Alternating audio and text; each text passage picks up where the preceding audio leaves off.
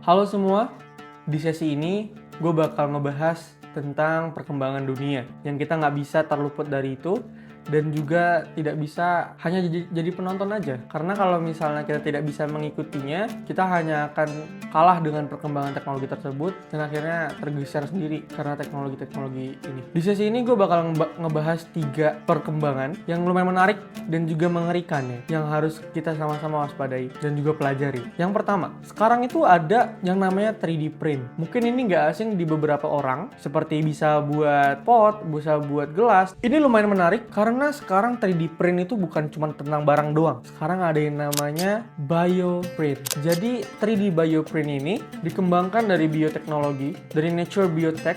Jadi mereka menjelaskan kalau misalnya mereka itu sudah mengembangkan print untuk organ dalam manusia. Mau itu seperti implan telinga atau bahkan otot jantung. Dan bahkan nanti mereka bisa jadi buat juga duplikasi dari ginjal, usus, dan lain sebagainya.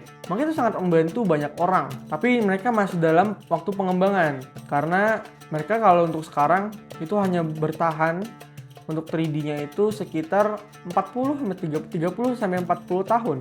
Tapi kita nggak bisa menutup kemungkinan di masa depan itu bisa bertahan lebih lama. Nah, selanjutnya, yang kedua, perkembangan tentang humanoid robot. Ini lumayan cukup banyak perbincangan, karena humanoid robot sendiri itu lumayan eksis ya. Ada beberapa influencer yang akhirnya membeli, ataupun yang mencoba gitu. Jadi kita bisa lihat juga nanti, di tahun depan, salah satu merek humanoid rumahan, yaitu Neo, akan di delivery ya.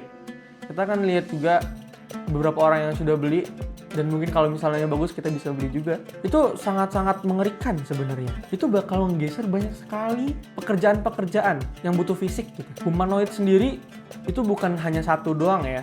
Humanoid itu udah punya 100 mungkin lebih. Udah sangat banyak model-model humanoid gitu. Apalagi kalau mereka udah di-compare atau digabungkan dengan AI yang terbaru.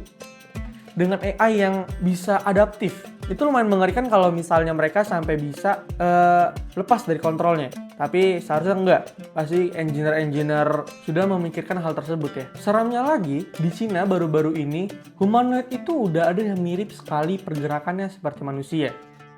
Jalannya, jabat tangan, dan udah seperti manusia gitu pergerakan-pergerakan badannya. Ini lumayan mengerikan karena apa? Karena saya takutnya di masa depan kita akan bingung membedakan antara mana yang manusia, mana yang robot. Selanjutnya, yang ketiga, ilmuwan Cina sudah menemukan atau sudah menyempurnakan lebih tepatnya untuk lem tulang yang mereka sebut Bone Zero 2, yang hanya 3 menit itu bisa merekatkan tulang yang patah. Ini pasti sangat membantu ya bagi negara-negara yang lumayan rame atau banyak kejadian-kejadian kecelakaan dan sebagainya. Itu bakal sangat jadi mudah gitu memperbaiki tulang yang patah. Kalau untuk yang sekarang itu kan kita memperbaiki tulang yang patah itu harus operasi, dipasang dulu plat logam dan juga ditutup kembali gitu kan. Dan plat logam itu akan bersemayam di dalam tubuh tuh beberapa bulan atau tahun. Tapi dengan adanya lem ini, itu akan menutup hal-hal tersebut. Dan setelah adanya logam-logam itu, kan memang benar tulang itu akan tumbuh dan bakal merekat kembali. Tapi itu ketika nanti setelah mungkin beberapa bulan atau tahun, itu harus dibuka lagi dan diambil lagi. Belum lagi dengan ada banyak tiba-tiba ada virus, infeksi dan segala macam gitu. Itu harus ada penyembuhan tersendiri. Bedanya dengan lem ini itu bisa merekatkan dalam waktu 3 menit. Jadi akan dibuka sekitar berapa senti bagian patah gitu ya, yang patah ataupun yang patah akan dibuka 3 menit, dan juga lem itu tuh bisa dalam keadaan yang berdarah.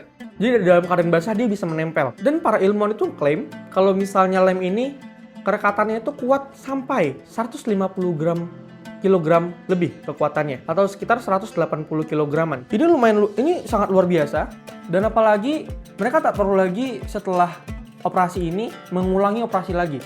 Karena dengan adanya operasi ini, lem itu tuh bakal menyerap secara alami, bakal terurai gitu ya, dan akan menyambungkan antara tulang kita yang patah.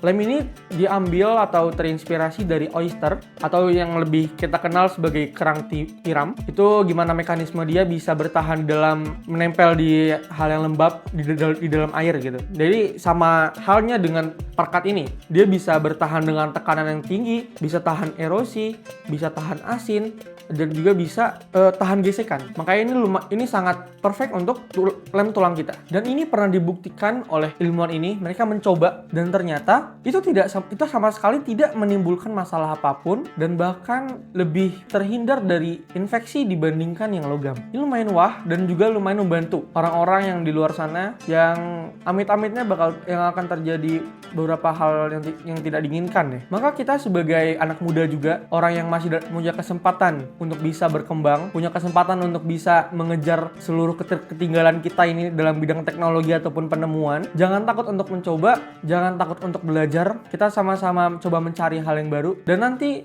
tunggu video selanjutnya di sesi ini supaya kalian bisa lebih pahami lagi kelanjutan ataupun perkembangan dunia sekarang. Saya Axel, jangan takut mencoba.